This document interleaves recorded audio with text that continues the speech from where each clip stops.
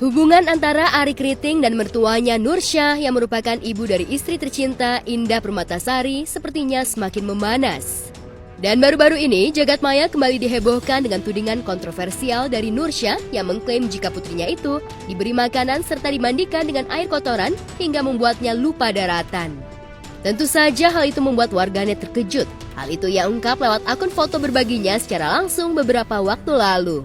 Kasih masuk makanan di anakku tuh, dikasih mandi dengan air air comberan supaya lupa daratan. Yang baik-baik itu cuma ini doang.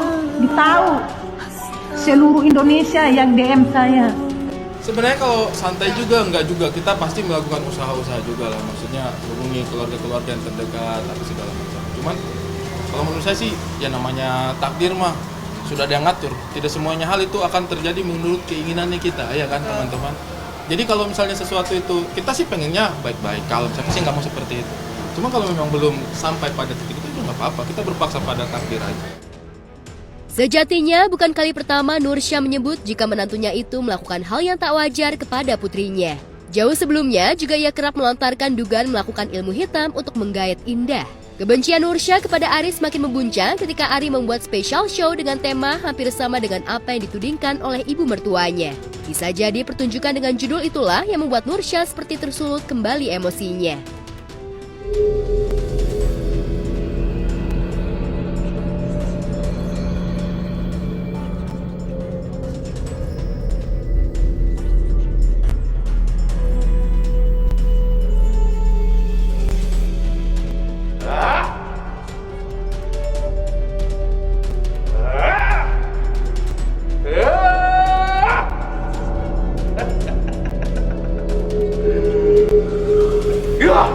Nah, kalau terkait dengan isu-isu yang kalian kejar-kejar itu mungkin ada sebagian, tapi tujuannya saya adalah ibaratnya meluruskan lah. Ada hal-hal yang mungkin kayak, kok unik sih, kenapa sih angle-nya kayak begini? Kadang-kadang dari kelakuan kalian juga kayak, kok judulnya begini, awas lu ya, gue bahas gitu. Ujian bertubi seolah tak usai menerpa kehidupan Arie Kriting dan istrinya Indah Permatasari. Komika yang sudah dikaruniai anak itu tak habis pikir jika kebencian mertuanya belum jua reda. Lantas benarkah pertunjukan stand up komedi Arie merupakan bentuk kegelisahan sekaligus bantahan Arie terhadap ibu mertuanya? Ya, judulnya ilmu hitam karena saya tahu kalian selalu memburu saya tentang ya kan, kalian selalu memburu saya tentang ilmu hitam ini. Ilmu hitam itu sebenarnya teman-teman refleksi saya sebagai orang timur yang mungkin cenderung masuk kategori orang kulit hitam lah di Indonesia ini gitu ya.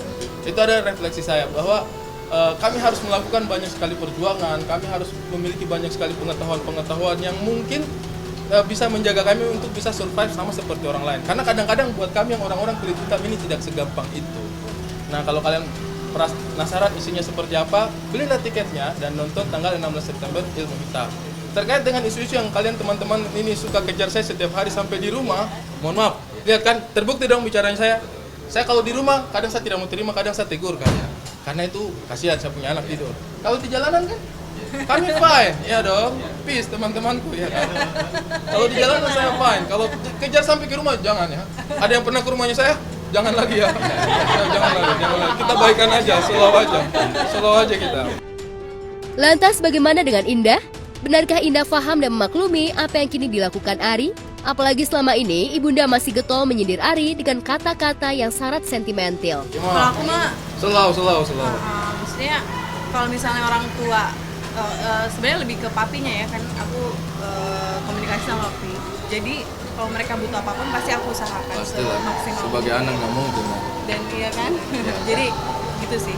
Nona, kalau saya sih santai, Nona. Apa? Kalau dikait-kaitkan dengan hal seperti itu masih ini nggak? Dikaitkan sama Ilmu hitam. Suami kamu. Oh, Sama mama. karena mungkin nggak tahu ya, karena mungkin nggak bener. Iya. Jadi kayak Udahlah, mau diapain lagi, kita mau bicara kayak gimana juga kan, kalau memang nggak percaya atau nggak mau denger ya udah, kita nggak bisa bicara apa-apa juga kan. Jadi ya udah diem aja sih sebenarnya. Selama ini makanya kita bertahun-tahun ini kan diam aja terus karena memang kita nunggu waktu yang tepat aja untuk mudah-mudahan semuanya bisa jadi clear dan semakin baik gitu. Dan belakangan Nursyah juga mengomentari soal rumah baru Arie yang diberikan kepada Indah. Jika Nursya menyindir soal rumah baru Ari, lain halnya dengan mertua Indah yang tampak bahagia melihat keharmonisan Indah dan Ari ketika berkunjung ke rumah baru mereka. Suasana bahagia terpendar di wajah mereka semua. Meski lelah masih menggelayut, namun mertua Indah tampak bahagia bisa melihat langsung rumah baru mereka yang cukup nyaman dari rumah sebelumnya. Kembalinya ambil Miko 5.000. Emang ada uang berapa? Saya bilang, kau ambil 5.000 aja kembalinya.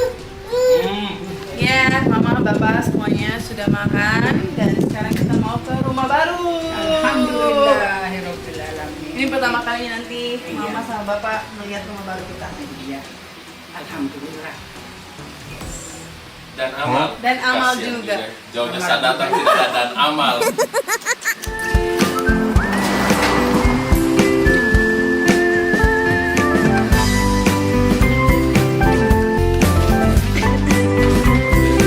Kita sudah di rumah. Nah, ini kamar tamu. Ini sementara segini dulu.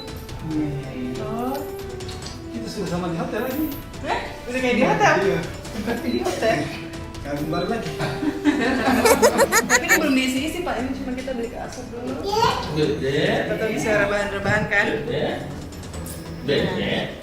Ini kamar mandi. Apa yang ditayangkan di televisi? Hah? Ini kamar mandi kalau Bapak mau kesini, kamar mandi. Tinggi-tinggi dia punya pintu. Kamar mandi ya. Nanti di sini dapur basah nih. Mama bisa Semua tinggi. Mantap? Mantap, Pak.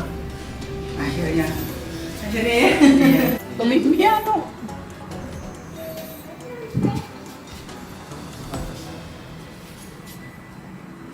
Ini baru namanya rumah elit. Rumahnya indah. Rumah indah. Rumah yang indah. Banyak yang DM saya. Banyak yang DM saya. Tuh, cuman rumah, ngapain rumah sebegitu? Untuk apa saya iri dengki? Rumah cicil pula. Aduh, ngapain? Ada beberapa hal yang memang sangat gatal ingin saya ceritakan, tapi itu nanti akan muncul di stand up show spesial saya Ilmu Hitam tanggal 6 September. Teman-teman kalau mau nonton juga silakan. Pemandangan itu justru sangat kontras. Rasa sayang mertua kepada Indah layaknya orang tua kandung. Ketulusan itu tampak terlihat kala Indah dan mertua serta adik iparnya berbaur di ruang keluarga sambil menikmati kudapan yang sudah disiapkan oleh Indah. Tebalan, Mak. Ya. Kalau dulu Ini kue apa, Mak?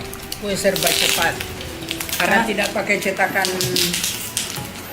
tangan itu langsung di apanya, di talamnya. Ini kue ramal lagi. Makan. Mama tadi apa? Pesan? Bubur ayam. Kacang hijau tuh? Kacang hijau. Kacang hijau. Kita makan dulu. Dadah. Itu sayur lumayan. Halus banget.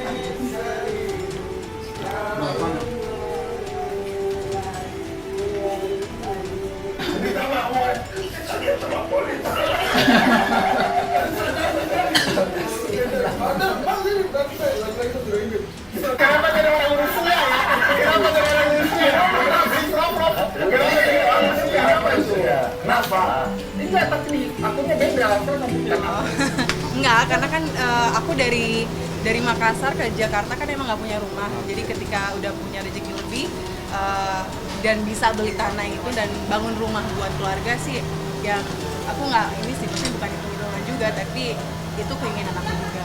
Jadi senang aja sih bisa membahagiakan keluarga sebenarnya. Memang sudah diniatkan dari dulu ya. Iya.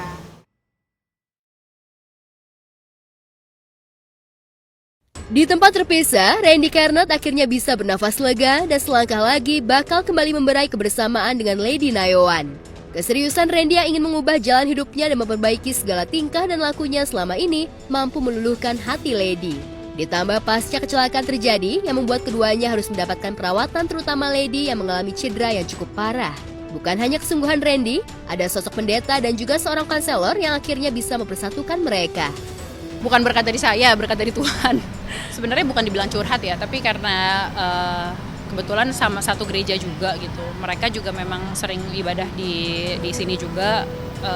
Jadi ya memang pada saat mereka awalnya ada masalah, mereka cari saya dan Gideon untuk konseling pernikahan gitu sih. Kalau apa aja kontennya sih, kita punya kode etik konseling ini ya, dalam kode etik kami sebagai konselor, dalam kode etik gereja juga kita nggak bisa ceritain apa yang diceritain, masalahnya apa, kita nggak bisa ngomong gitu.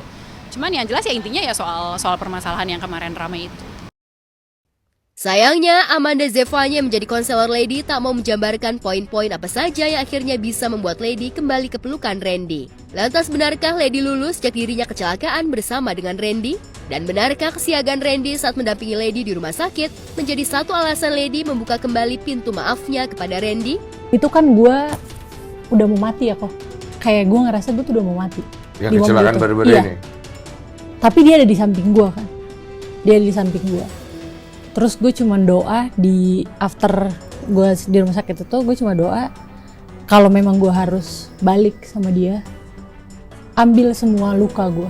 Serius? Gue pengen bangun pagi dengan damai sejahtera. Puji Tuhan walaupun memang badannya sakit gitu ya setelah kecelakaan, tapi doaku kan, aku bilang Tuhan semua ya, kakak pembimbing rohaniku, itu yang aku sama ini konseling gitu, terus juga ya orang tua dan lain-lainnya, semua jawabnya memang nggak ada yang memaksakan, oh kamu harus A, kamu harus B, nggak ada gitu. Semuanya puji Tuhan berdoanya sama gitu.